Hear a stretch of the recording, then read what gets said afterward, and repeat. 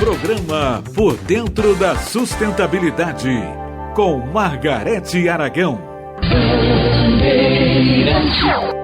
Vai começar o programa Por Dentro da Sustentabilidade, todos os sábados com você, meio-dia.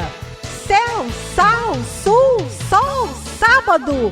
O programa Por Dentro da Sustentabilidade está no ar.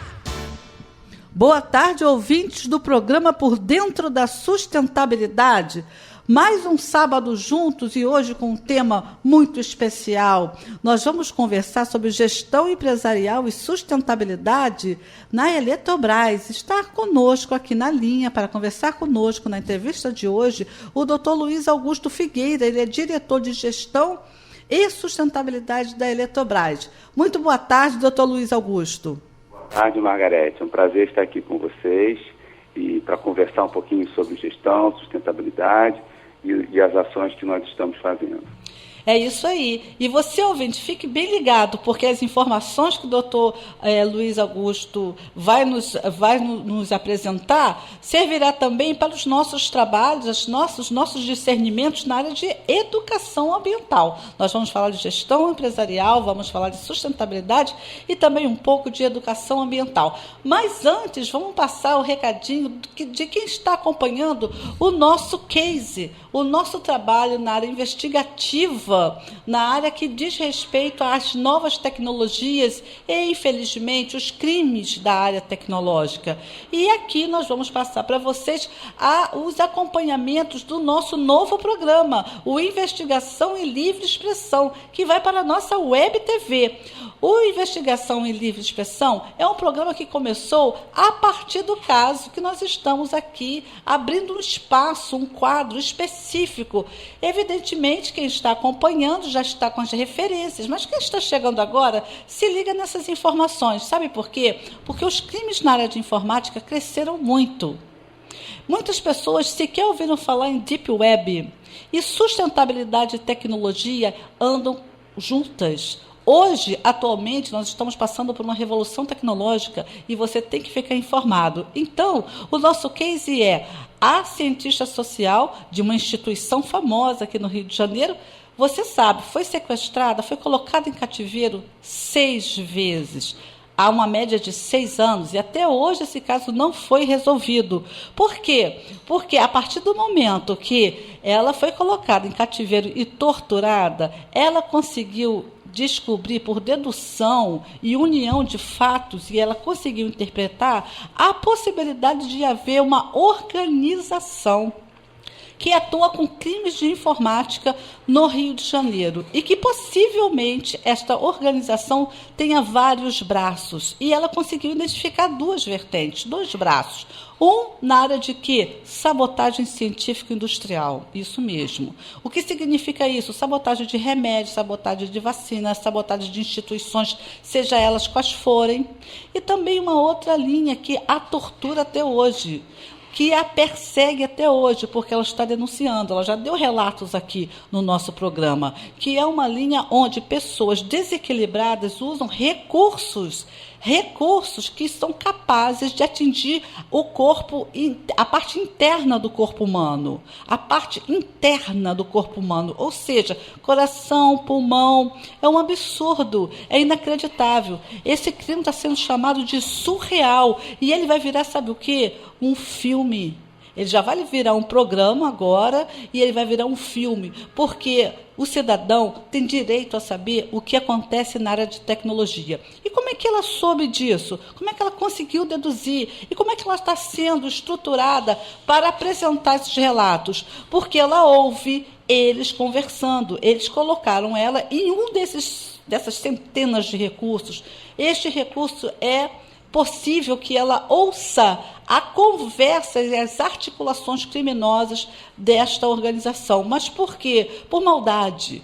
Adicionaram o número do telefone dela numa espécie de WhatsApp de um programa clandestino que está acoplado a este programa de recursos que atinge a longa distância vários aparelhos eletrônicos, vários computadores e qualquer coisa que esteja próxima a Wi-Fi. Wi-Fi, inclusive o corpo humano. Então, ela é torturada até hoje, colocam isso dentro dos olhos dela, colocam isso dentro do cérebro dela, colocam isso dentro dos órgãos internos, aumentam o peso físico dela e aumentam a temperatura dela. E eles ainda entre si, se comunicando de modo cifrado e muito estranho, porque ela mesmo esclarece que muitas vezes eles usam de recursos para se comunicar, citando nomes de personagens de novelas de uma TV famosa, ou então anúncios, citando marcas de produtos. Então tem assim um entremeio interpretativo muito forte. O motivo pelo qual eles usam essas metáforas para que eles se comuniquem ao usar o programa clandestino para vários fins. E ela consegue identificar 2. Através da conversa que ela ouve. Sai por dentro do computador dela, como se fosse um áudio. Então, ela ouve eles como se fosse uma rádio pirata, se comunicando. Olha, nós agimos em tal lugar. Aí começa a mensagem cifrada. Nós vamos agir amanhã em tal lugar. E começa a mensagem cifrada. Inclusive, nome de pessoas. Citaram o nome do presidente dessa instituição científica, onde ela atuou, e ela saiu. Ela recebeu uma ordem de sair dessa instituição. Ela não atua mais nessa instituição, sob ordem dessa organização. Então, estou fazendo um terrorismo pessoal com ela, estou fazendo um terrorismo provavelmente em outras instâncias, e ela, sob a orientação do caráter, da idoneidade da pessoa dela, da cidadania dela, ela não consegue se omitir, ela está relatando, ela está denunciando, está acontecendo isso comigo. Ela não tem prova física, como vai provar isso? Tem que ser uma equipe de especialistas. Mas ela vai citando, na medida do possível, e está aqui conosco, não fisicamente no momento, mas está conosco no programa, fazendo as matérias para que a mídia, a grande mídia e os cidadãos tenham ciência do que está acontecendo, porque esse caso precisa vir à tona. Esse caso leva a crer que ele está sendo abafado. Por quê? Porque ninguém quer saber de um programa de computador que traz um problema desse porte. Por quê? Porque ele é capaz de sabotar torres de aviões, ele é capaz de provocar acidentes, ele é capaz de alterar qualquer coisa, crimes digitais, quaisquer dados em computador. E eles citam onde eles vão sabotar. Se eles estão sabotando, não sabemos, ela não sabe. Se tem provas disso, ela também não tem. Ela está fazendo um relato, é a memória de um crime que está acontecendo com ela. Nós estamos fazendo investigação, mas nós não podemos nos calar. E, doutor Luiz, o senhor está nos acompanhando? Sim, o tempo todo. Por delicadeza, agora vou passar um informe para o senhor. Eu já realizei o envio de um e-mail para a Furnas, comunicando que, a partir do relato da vítima, houve um dado informativo onde possivelmente tenha sido interpretado que eles também tenham citado de modo cifrado, mas aí uma possibilidade que eles tivessem algum interesse em Furnas. Eu me preocupei, eu tomei uma atitude de passar enviar um e-mail para vocês, solicito por delicadeza que, assim que possível, o senhor apresente o áudio do nosso programa ao seu departamento jurídico ou semelhante, porque nós estamos aqui acompanhando já com alguns advogados, já entrei em contato aqui com advogados da área digital, da área de informática, e nós estamos agregando esforços para fazer a engenharia da compreensão deste problema, desse case. Já vai virar um livro, vai virar um filme, e comigo vai virar um programa, tá? Vai virar um programa de web TV, porque é uma mulher sozinha, contra tudo, contra todos, está sofrendo por saber de um crime dessa instância, e por dedução lógica ela consegue chegar a alguns dados informativos que, por caráter, ela não omite, tá? Para fazer uma verdadeira colaboração com a ciência no Brasil, porque onde ela trabalhava, onde ela atuava, numa grande instituição no Rio de Janeiro, na zona norte do Rio de Janeiro, conhecidíssima mundialmente, estava lá há 30 anos, e pronto, ali não foi resolvido, embora ela trabalhasse lá, ela não consegue resolver institutos de atendimento à mulher, porque não trata-se de um caso passional, é um caso de identificação possível de uma rede de criminosos da área digital, da área de crimes de informática, e ela está com essas informações, sofre muito, foi torturada, como eu disse, eles colocam isso dentro do corpo dela, ela sabe quem está com isso dentro do corpo, é enviado por Wi-Fi. Eles identificam a pessoa pelo GPS, o computador tem todos os informes do corpo humano, tudo, DNA, tudo. E eles fazem o envio com um clique, é como se fosse um envio de mensagem de WhatsApp, e atinge o corpo, e atingem outras instâncias. Antes do nosso querido Boechat fazer a sua passagem, ele recebeu todo o nosso material organizado, informativo, sobre este crime hediondo de um programa de computador clandestino que está sendo usado aí por criminosos e de uma maneira terrível. Eles mesmos citam que tem vários tipos de atividades, né? E tem a parte da operacionalização, que são a raia miúda, né, digamos assim, e tem os pensadores, né, quem está na cabeça desse tipo de crime. Então, eu estou apresentando ao senhor também, convidando aí para o senhor acompanhar o caso, porque, de uma maneira ou de outra, percebe-se que eles citaram Furnas. E na minha colocação, na minha atitude aqui enquanto atuante na mídia, eu efetivei um informe através do e-mail para os senhores e solicito, então, por favor, caso o senhor tenha uma possibilidade, também acompanhe pelo menos uma etapa desse caso aí, que vai revelar não só uma preocupação com a segurança do cidadão, do ser humano, que é um crime de lesa humanidade, isso é uma arma de guerra, né? Como das grandes instituições. Ok? Perfeito, muito obrigado pela informação. A gente vai apurar lá com o Furnas o que foi feito, como é que eles estão se prevenindo com essa questão. Isso, é porque as seguranças agora também precisam se atualizar, né? Porque agora tem o Wi-Fi, né? E o Wi-Fi tem muitas instâncias, muitas categorias de compreensão e uso. Bom, vamos lá. Doutor Luiz, então eu agradeço ao senhor mais uma vez, a sua presteza de estar aqui conosco. É num dia de sábado, não é? O doutor Luiz viria pessoalmente, mas não pôde vir, houve um contratempo, então ele está conosco ao telefone e nós vamos, aproveitando, né, essa presença mesmo ao telefone do doutor Luiz, fazer algumas perguntas, conversar um pouco sobre Furnas, sobre a Eletrobras. Você que está em casa, você que quer conhecer um pouco de sustentabilidade, você que quer entender um pouco mais de ODS, você que é o nosso ouvinte, que acompanha as questões de meio ambiente, fique ligado que agora é o momento de nós termos as informações e o discernimento. Você que é educador ambiental, ambientalista, você que é engenheiro, trabalha com engenharia eletrônica, se preocupa com o documento Agenda 2030 da ONU, fique ligado aí, vem conosco, porque essa é a hora da gente ter conhecimento. Doutor Luiz, vamos lá. Vamos falar um pouco do que é gestão empresarial e sustentabilidade na Eletrobras, não é? Em formas gerais, né, os conceitos de gestão empresarial, como a Eletrobras se fundamenta para gerir, né, essa empresa maravilhosa com Furnas e que nos distribui a energia, não é? Vamos dar uns informes gerais sobre a Eletrobras e especificar, então, na área de gestão empresarial e sustentabilidade? Vamos lá.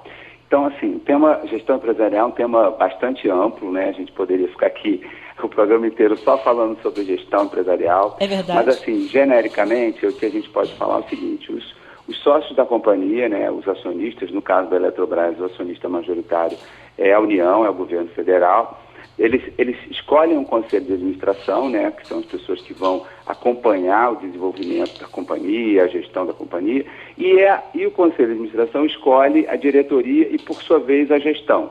Então, a gestão empresarial é cuidar de tudo que a empresa precisa para ela funcionar, desde a parte de informática, a parte de recursos humanos, a parte de infraestrutura, logística, suprimentos, e a parte também necessária das atuações de integridade, de conformidade. Tudo isso faz parte deste grande grupo chamado gestão empresarial. Então, assim, a gestão, na verdade, da companhia hoje, nas empresas Eletrobras, e você citou Eletrobras, citou Furnas, uma empresa importantíssima, uma empresa controlada pela Eletrobras, e eu citaria também aqui para o Rio de Janeiro a Eletronuclear, Sim. que é uma empresa que atua no Rio também e que tem 2 usinas nucleares em Angra dos Reis, né, no estado do Rio de Janeiro, e é muito importante para o Rio de Janeiro, para o abastecimento do Rio de Janeiro, né? Então, entendendo um pouquinho mais da Eletrobras, a Eletrobras é uma empresa de geração e transmissão. Então, ela gera energia e ela transmite energia para boa parte do país. Hoje, a gente tem aproximadamente 31% da geração do país, né? Ou seja, responsável por gerar 31% da energia do país inteiro, e cerca de 48% das linhas de transmissão.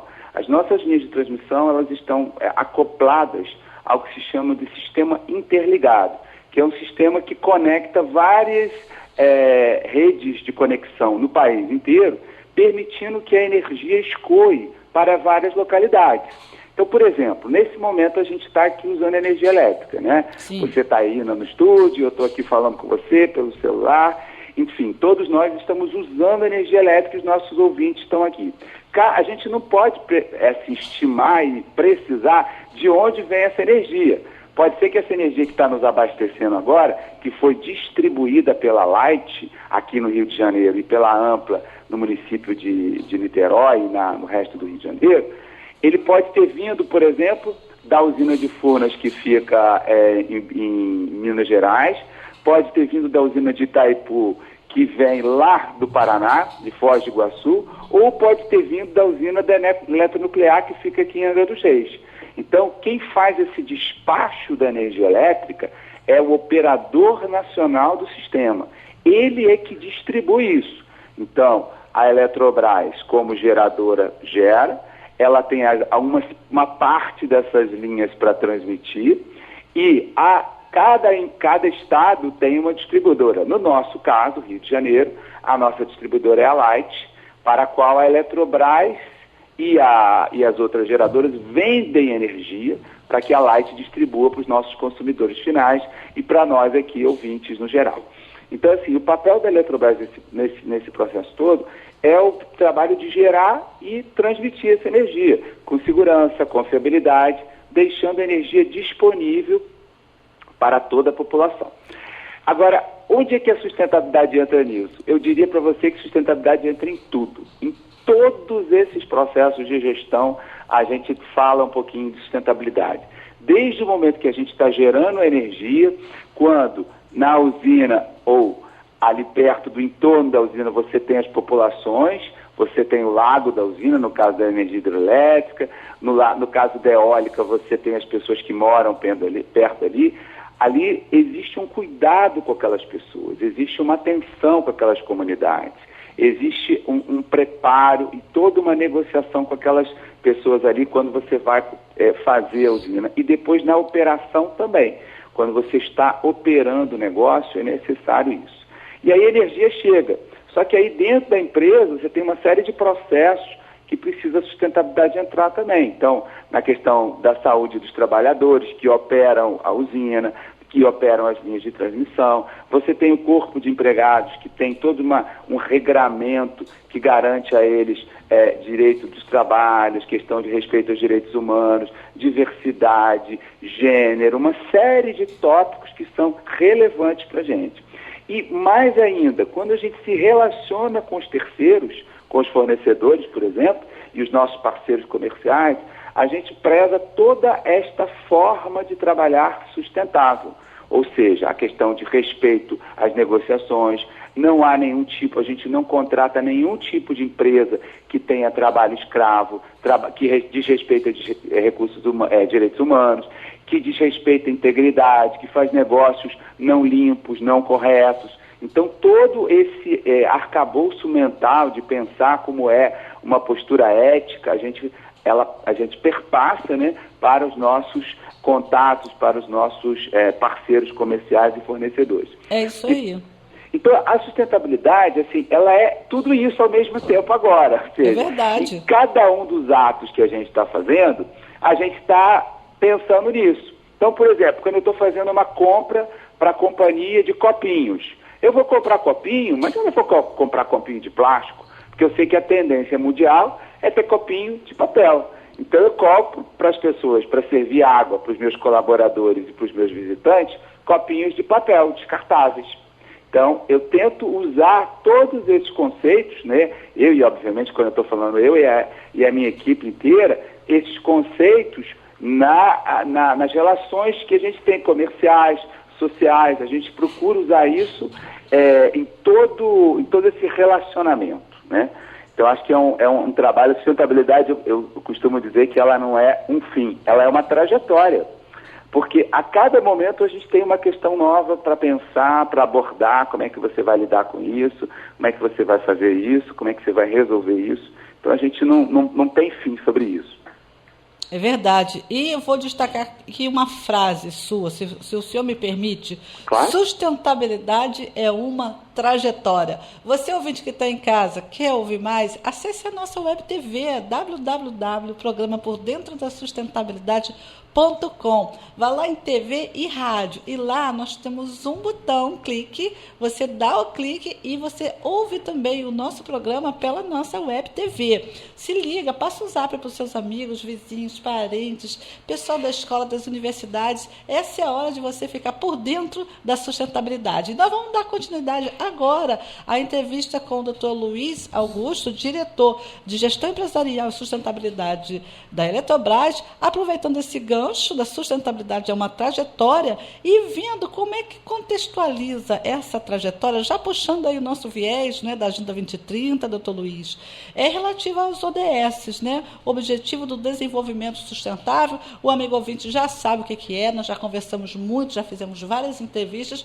A ONU tem um documento, não é, com 17 objetivos, ODS, Objetivos do Desenvolvimento Sustentável, e alguns são muito específicos e têm muita correlação com a Eletrobras, não é isso? Então, doutor Luiz, como é que o senhor poderia discorrer aí um pouco sobre essas correlações dos ODS com a Eletrobras?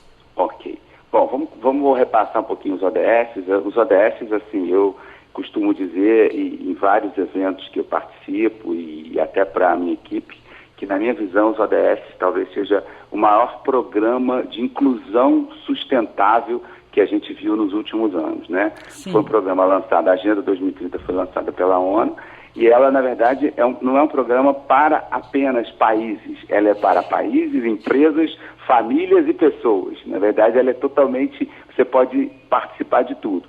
Então, são basicamente 17 temas que a ONU lançou como relevantes a serem tratados pelos países e pelas sociedades. E, obviamente, a Eletrobras sempre teve em sua visão empresarial ser uma empresa que tem o crescimento econômico, mas um crescimento sustentável, ou seja, amparado naqueles 3 pilares essenciais de meio ambiente, social e econômico. Então, e os ODS, eles estão completamente conectados a isso, né? Eles, na verdade, eles conectam esses 3 pilares de uma forma, assim, impressionante.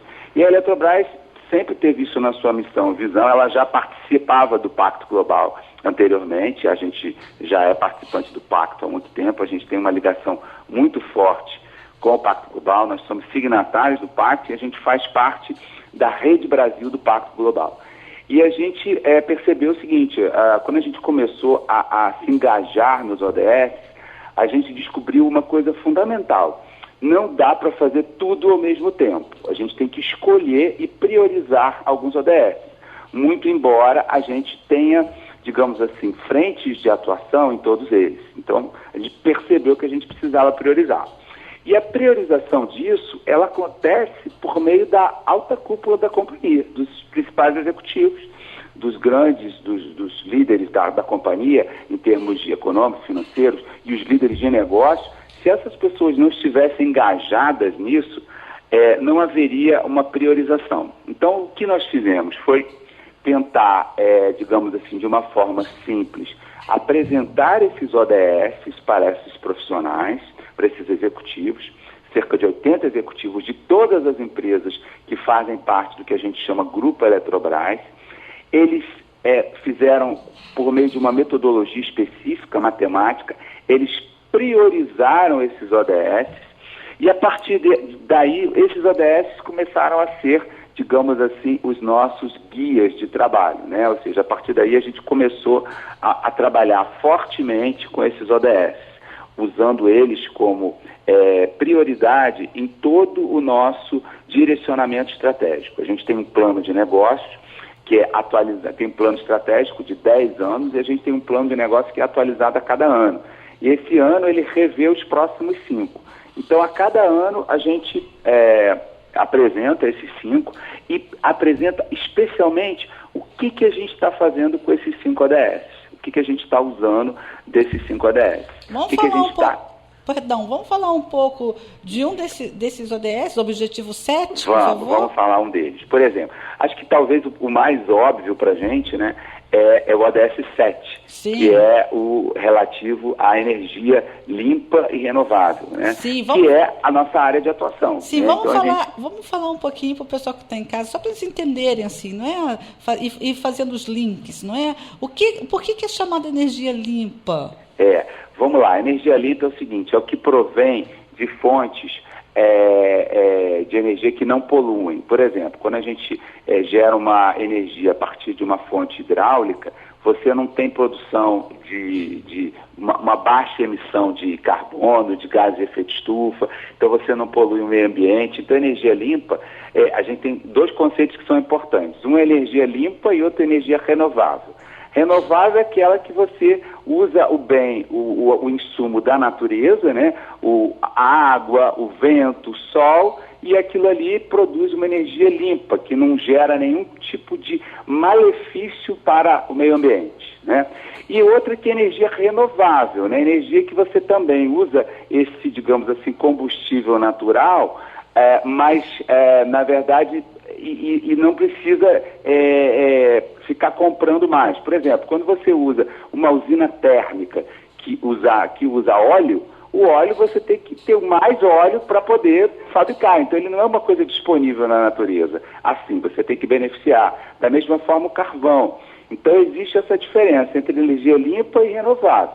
Nós temos uma matriz Brasil, e na verdade não só a Eletrobras, a gente tem uma matriz essencialmente limpa. Ou seja, a gente produz, boa parte da nossa energia é produzida por meio de fontes limpas, que a gente tem riqueza enorme com os nossos rios, né? E os nossos rios têm uma capacidade de gerar energia incrível, a gente tem uma hidrologia favorável. Então a gente usou, ao longo do tempo, muito essa energia, o que é muito bom para o país. A gente se beneficiou muito disso. Então essa é uma energia limpa e renovável. Por outro lado, a gente usa também a gente gera energia a partir do gás. O gás, por exemplo, não é uma energia limpa porque ele tem um efeito de produção de gás de efeito estufa, ou seja, ele não é considerado tecnicamente como energia limpa. A gente consegue diminuir esse efeito de produção de gás, mas ele não é totalmente limpa.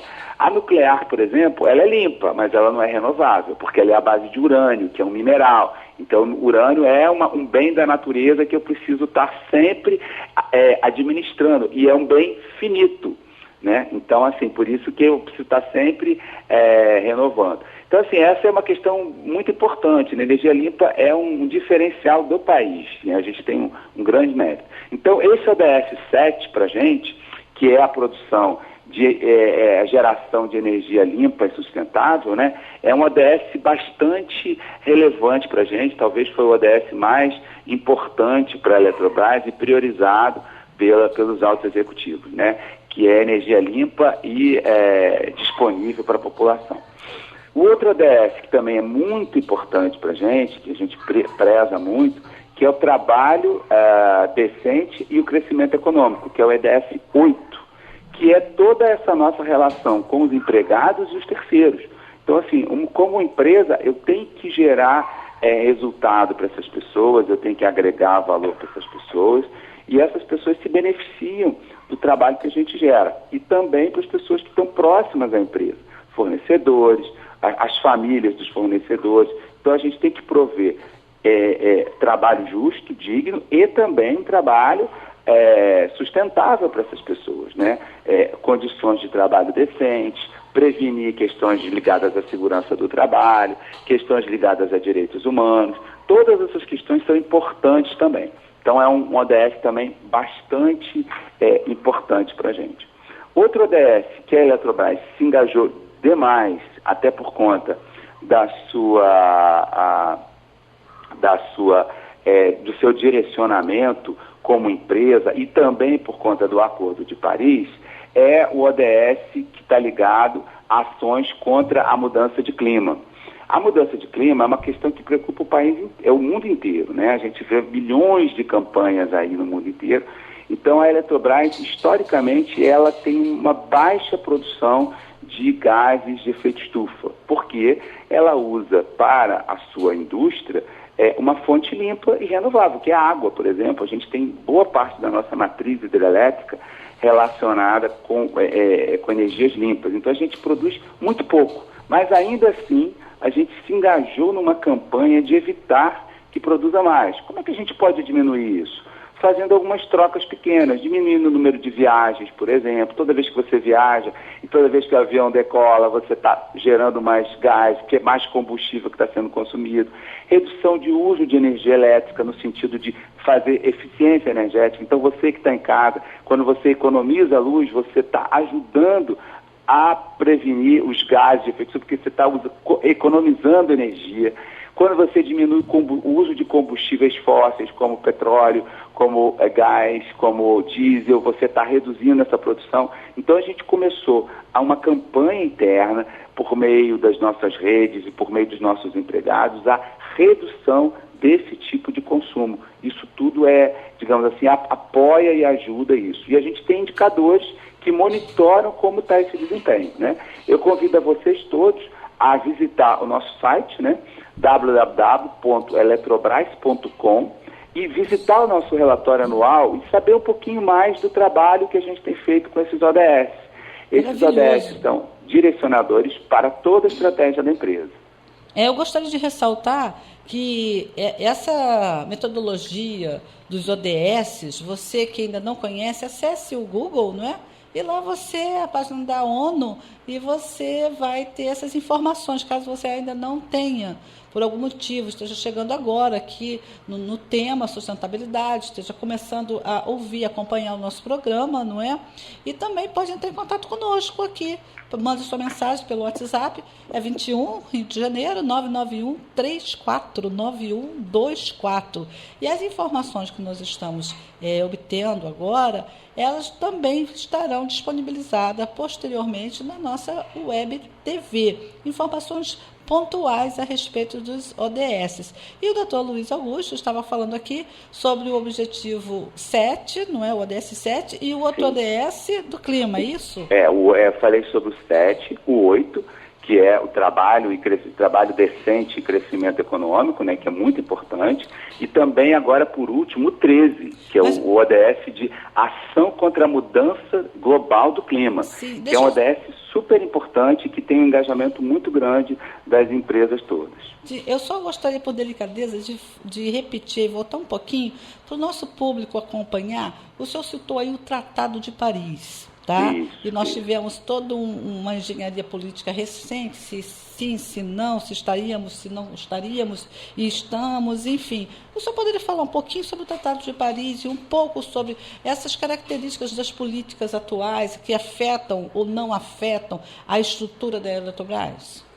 Tá, vamos lá. O Acordo de Paris foi um acordo firmado pelos governos, né, pelos maiores governos do mundo, né, inclusive os Estados Unidos e a China, né, que são os maiores produtores de gases de efeito estufa no mundo, né, por conta do consumo de energia deles, enfim.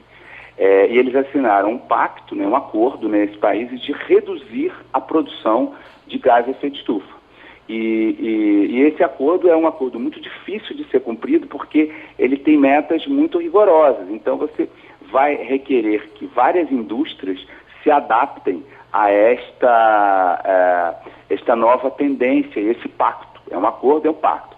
Então, recentemente, o presidente Bolsonaro reafirmou a participação do Brasil neste pacto, ou seja, ele reafirmou o nosso pacto, o nosso compromisso com as ações para a mudança de clima. Então, de alguma maneira, ele está reforçando esse ODS 13, que é um ODS tão importante para a gente. Nós, como empresa de energia, a gente tem uma importância muito grande esse ODS para a gente, porque a gente sabe da importância disso para o mundo.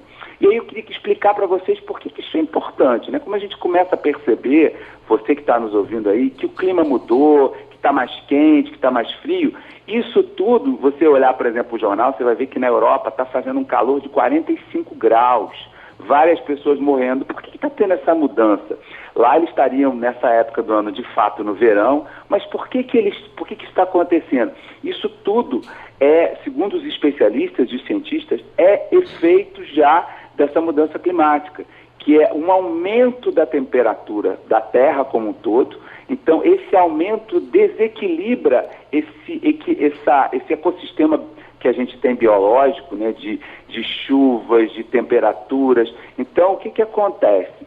Onde era quente, passa a ser mais frio, ou altera o clima, ou chove mais. Então, a gente começa a ver enchentes, ou, em outros casos, a gente começa a ver secas prolongadas, né? No país, recentemente, no Brasil, a gente sofreu com a escassez de água, né? E os nossos rios secando, a gente teve que colocar para gerar várias usinas térmicas, que são mais caras e produzem mais gases de efeito estufa. Então, a gente teve várias questões. Então, essa mudança climática, ela não fala só com as empresas, não. Ela fala com a vida de todos nós, dia a dia. Exatamente. Então, isso é uma questão assim que a gente tem que se preocupar diuturnamente, principalmente as crianças que têm isso. Então, medidas básicas. O que a gente pode fazer hoje, dentro da casa, para fazer isso? Vamos começar a pensar como é que a gente pode economizar mais energia. Porque quando você está economizando energia, vamos dizer aqui no caso do Brasil, como é que o Brasil trabalha? Ele tem uma matriz hidrelétrica fantástica. E aí ele começa a despachar energia. Se falta energia, ele despacha as energias mais baixas, mais baratas, né? Que basicamente são as usinas hidrelétricas, essas já são mais baixas. Quando ele não tem de onde puxar, ele começa a usar as mais caras, que são exatamente as térmicas. As térmicas são energias mais caras. Então, quando a gente usa as térmicas, a gente está aumentando a produção de gases de efeito estufa. Então, a gente está acelerando esse efeito. Então, quando a gente consome menos energia, a gente está sendo mais eficiente. E aí eu já convido vocês todos para visitar mais uma vez o nosso site e procurar lá o nosso programa de conservação de energia, que é um programa educativo, que é o Procel, que é um programa que a Eletrobras, ela gere o Procel, é um programa grande, que ela ajuda a eficientizar o uso da energia. Ela tem várias ações educacionais para escolas, para a indústria, para tornar o uso da energia mais eficiente. Então, eu convido você, nosso ouvinte, a visitar nosso site e pegar mais informações. São vários guias, documentos, bem legal. Vamos detalhar mais, já daqui um pouco à frente do programa, esta área da educação, que o nosso programa aqui, o Por Dentro da Sustentabilidade, ele tem algumas vertentes, e uma delas é a popularização da ciência da sustentabilidade, onde nós falamos direto com o cidadão, não é? É como se aqui a gente não faz olho no olho, a gente faz coração a coração. Então, a área educativa é uma área importantíssima para o nosso trabalho, para os nossos projetos, porque foi exatamente a estrutura da sua fala, foi apresentar o conceito, mas sempre fazendo a especificidade do coletivo e do indivíduo, né? Você que está viajando, vamos ver se a gente consegue viajar de outra forma, ou viajar menos. Você que ainda não percebeu o clima da Europa como está, perceba o que está acontecendo e por que isso está acontecendo. Então, esse diálogo direto com as pessoas, ele nos dá, assim, já o contexto da área educativa. Então, doutor Luiz, essa área aí, para nós entrarmos agora no programa, eu gostaria que, por delicadeza, o senhor pudesse esmiuçar bem, não é? Apresentar de uma forma assim que nós temos um grande número de professoras, educadores ambientais nos ouvindo, né? E certamente isso vai ser um diferencial para todos nós, em especial para os educadores ambientais. Eu só vou pedir a delicadeza, vou fazer mais uma seleção aqui de alguns termos.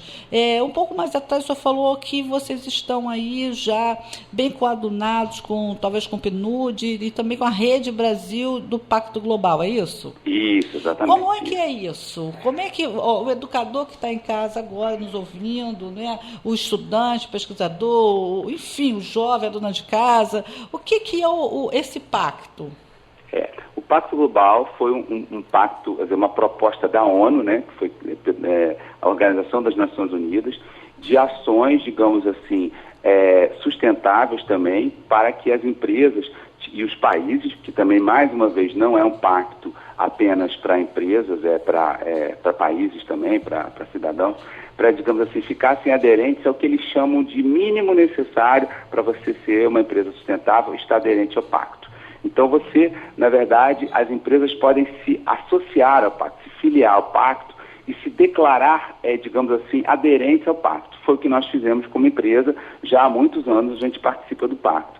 E mais recentemente houve a Agenda 2030, que foi uma agenda também lançada pela ONU, que ela é aderente ao pacto, mas ela detalha um pouco mais o pacto, porque um pacto ele é um documento muito amplo. Então, assim, a agenda ela é mais específica. Então, a Agenda 2030 ela detalha algumas desses compromissos do pacto, né?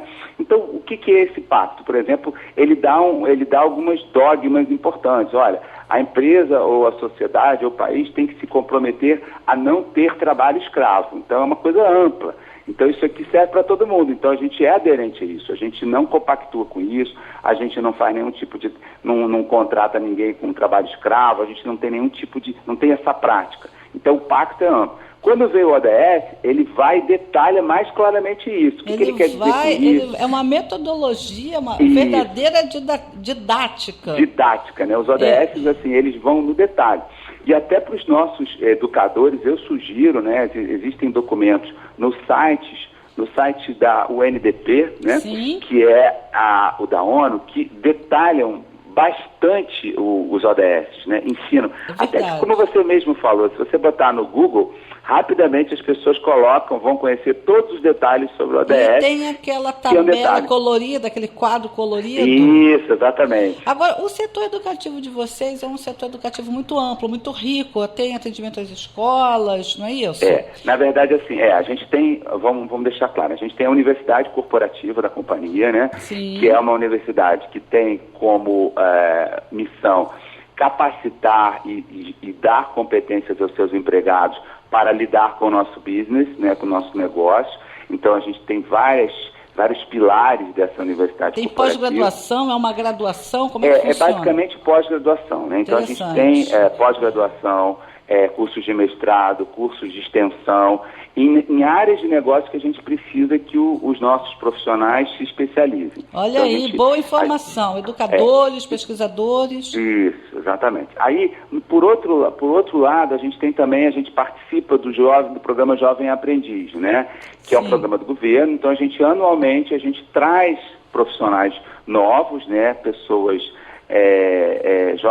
aprendizes, né? Que são rapazes e moças na faixa de 17 a 18 anos, para trabalhar na empresa com os profissionais, ganhando experiência, ganhando, digamos assim, sabendo como fazer. Então, eles passam um ano lá com a gente, né, aprendendo a fazer, eles ganham um computador, eles têm um login, uma senha, eles têm, assim, toda uma coisa, e continuam estudando, porque eles trabalham só uma parte do tempo, né? Sim. Então, são profissionais que ainda não entraram na faculdade, eles estão saindo no nível médio para uma vida universitária. Indo adiante, a gente tem também um programa de estágio. Em todas as nossas empresas, a gente tem um programa de estágio, em várias carreiras, aí a gente já está falando alunos que estão na graduação. Sim. Então, eles estão se graduando, são engenheiros, economistas, contadores, todos eles estão, digamos assim, vão para lá, trabalham junto com os nossos profissionais e começam a aprender como é que é uma dinâmica empresarial, como é que as coisas funcionam numa empresa, como é que é essa questão de prazos, de trabalhos técnicos, muitas vezes eles participam desse trabalho. E por fim a gente tem, nos nossos projetos sociais, a gente tem vários programas socioambientais, né? Então a gente trabalha com escolas, com comunidades, capacitando a comunidade, dando treinamento, profissionais nossos vão fazer palestras lá. Então a gente tem todo um programa de inclusão da sociedade para esses temas que são muito importantes para a gente. E aí não são só os temas de energia, são os temas também... Vocês fazem esse trabalho... Perdão, por favor, termine que eu vou fazer uma ligados questão. à sustentabilidade de uma forma geral, a diversidade, a direitos humanos. Então a gente trabalha também, digamos assim, ampliando esse nosso entendimento sobre isso. Interessante. Nós somos integrantes da comissão da OAB, da Comissão do Direito à Educação.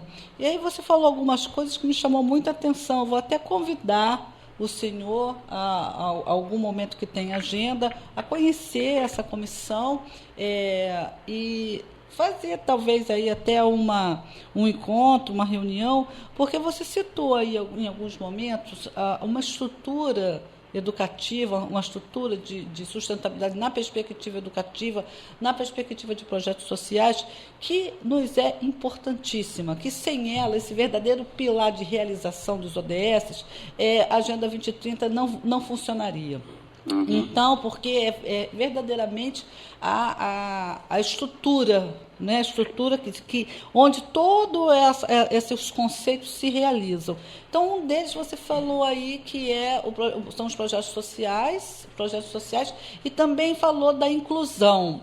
Nessa inclusão aí você trabalha a parte da inclusão tradicional, que é questões de vertentes de crianças e pessoas com algum tipo de deficiência, e também trabalho com aquela oportunidade que nos é muito cara aqui, né? Nós apreciamos muito essa área, onde não tem educação em sustentabilidade e educação ambiental, nós possamos levar, que também é uma inclusão, não é?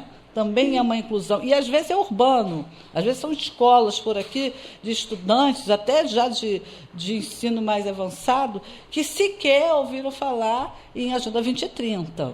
E vocês têm esse material, inclusive até convidaria também na oportunidade de vocês conhecerem até a nossa Web TV. Em breve nós vamos ter uma grade de programação, não é? Que aí tem é mais irrestrito, nós temos um tempo aqui, né, nos estúdios da Band, o programa tem um tempo, é delimitado em termos de tempo, mas na Web TV o nosso tempo é mais flexível, e eu gostaria muitíssimo de dar visibilidade, não é, através das mídias, desses trabalhos específicos que eu achei assim maravilhoso que você citou. Vamos conversar um pouco sobre isso numa próxima oportunidade? Vamos, será um prazer para a gente mostrar para vocês, e até eu vou convidar você para levar você pessoalmente, né, e quem dia a sua equipe, a conhecer alguns dos nossos trabalhos que a gente tem aqui no Rio de Janeiro. Por meio de Furnas, a gente tem um programa de Furnas muito legal, essa parte educacional até para populações carentes, população que não tem acesso. A gente tem um programa muito bacana de inclusão educacional. Então a gente gostaria até de levar vocês para vocês conhecerem e pegar o depoimento de quem já está lá há muito tempo, porque é um programa muito bem sucedido. Acho que eu consigo, com a nossa equipe de Furnas, levar vocês lá, vocês vão ficar muito satisfeitos. Eu passei para o seu WhatsApp aí do programa, sim, eu passei 3 links importantes para você depois compartilhar. Um é do Procel Educação, que é aquele que a gente estava falando sobre eficiência energética, que eu acho que é importante todo mundo conhecer, e os objetivos. O outro do Pacto Global, que é um link conhecido, né? E falando um pouco da possibilidade desse engajamento. Então, se você quiser passar isso para os seus ouvintes, eu acho que vai ser muito bacana, eles vão gostar bastante. Sim, com certeza. Doutor Luiz, nós vamos encerrar no dia de hoje a nossa conversa. Mas foi um prazer. Evidentemente, vamos convidá-lo outras vezes, inclusive aqui conosco nos estúdios, não é? Claro. Presencialmente, porque Eletrobras, Furnas e demais, nós temos que conhecer melhor a questão da energia. Não é somente aquela questão que nós tivemos um problema na conta. Não é isso? A nossa realidade mediana, assim, as pessoas que não são da área, são pessoas que trabalham em outras instâncias, têm outras profissões. Então, quando a gente remete a ideia de energia a essas circunstâncias, nós temos que oportunizar a possibilidade da população em geral conhecer, através de uma maneira midiática, não é, que abrange a coletividade, esses informes, esses discernimentos que são fundamentais para quem trabalha com sustentabilidade. Sim. O senhor concorda comigo? Concordo plenamente. Eu acho que a gente tem, nós temos assim, o maior interesse de esclarecer a população sobre isso, sobre o preço de energia, como é que aumenta, por que aumenta. E assim, até curioso a gente estar falando aqui, né? O aumento da energia no Brasil, um dos motivos foi exatamente a escassez de água. Sim. Que está ligado àquele ODS 13 que a gente falou, né? Exatamente. A questão da mudança climática. Como não tinha água, não conseguia gerar, teve que acionar a térmica, que é mais cara. Bom, como é que eu vou pagar mais caro? Vou ter que aumentar a conta de todo mundo. É verdade. Mas, assim, de um modo geral, a população, ela não faz o link, até porque mesmo isso é uma questão de educação ambiental, de cultura em sustentabilidade, isso é uma questão mesmo de conceito e pragmática, até de ética educacional na área ambiental, não é? É verdade, de compliance, e por aí vai, não é? Exatamente. Olha, é um tema que a gente pode explorar demais aqui, tem muitas possibilidades. Olha, eu já vi que o senhor vai ser da família do programa Por Dentro da Sustentabilidade, seja muito bem-vindo, porque nós temos aqui pesquisadores, cientistas, educadores e professores da UERJ, de várias universidades, porque é um tema que realmente, além dele ser apaixonante, ele é um tema que nos diz imediatamente, a partir do momento que você tem a compreensão. Quando você tem a compreensão, você consegue fazer os seus próprios links, as suas próprias ilações, as suas correlações dedutivas, e aí você vê a importância que cada um tem em toda essa engrenagem, não é isso? É verdade, é verdade. Então, sustentabilidade é um tema muito amplo mesmo. É verdade. Então, nós vamos agradecer a sua presença aqui, a delicadeza da sua atenção, né, o grau de discernimento que você nos ofereceu. Muito obrigada, muito agradecida. Ok? Eu que agradeço a oportunidade. Foi uma oportunidade boa e conte com a gente para difundir um pouco mais o tema sustentabilidade, para incluir mais pessoas nessa jornada. Nessa jornada. Seja parceiro nosso, seja parceiro da nossa Web TV. Nós vamos deixar o nosso telefone, 991-349124, para você, ouvinte, que quer fazer uma pergunta durante a semana, ficou com uma dúvida, entre na nossa Web TV, www.programapordentrodasustentabilidade.com, passe um e-mail, entre em contato conosco com o WhatsApp. A interatividade é a nossa ferramenta. Vamos agradecer a Eletrobras, vamos agradecer aos profissionais da Eletrobras que com certeza estão nos ouvindo, os amigos aqui do Dr. Luiz, nós somos todos uma família. Dr. Luiz, vou solicitar mais uma vez uma especial atenção para o caso aqui da pessoa, do caso da tecnologia, não é? Do programa, infelizmente, não é? Aqui, que está sendo usado de maneira criminosa e que infelizmente foi citado o nome de Furnas, não é? Dentro dessas comunicações desse submundo do crime, que a tecnologia também tem esse seu lado, não é? Nós estamos no meio de uma revolução e você que está em casa, fique ligado, porque tecnologia não é só você ligar o Facebook, não. Tecnologia é um universo que em algum momento você precisa conhecer para você fazer a sua defesa, fazer a sua segurança da sua família, saber o que está acontecendo. O mundo está mudando muito rápido, as coisas estão acontecendo de uma maneira muito acelerada. Fique ligado que quando a gente muda também, mais ainda, para melhor, se você compreender tudo que está ao seu redor. Muito obrigado, doutor Luiz Augusto, obrigado, Eletrobras. E, ouvinte, deixo as palavras aqui com o doutor Luiz Augusto sobre sustentabilidade e já nos despedindo. Deixa uma palavra aí para os nossos ouvintes, doutor Luiz. Meus amigos, não desistam nunca de sustentabilidade, como eu falei no início, é uma trajetória, é uma coisa que a gente tem que ficar pensando, sim, nas gerações futuras. Hoje, você que tem seu filho, sua filha, pense no futuro deles. A sustentabilidade é para isso. Um abraço a todos. Muito obrigado. É isso aí. Um abraço a todos os ouvintes do programa Por Dentro da Sustentabilidade. Até o próximo sábado. E o programa Por Dentro da Sustentabilidade de hoje terminou. Estaremos de volta na próxima semana. Céu, sal, sul, sol, sábado, ao meio-dia. Eu e você, juntos, na Band.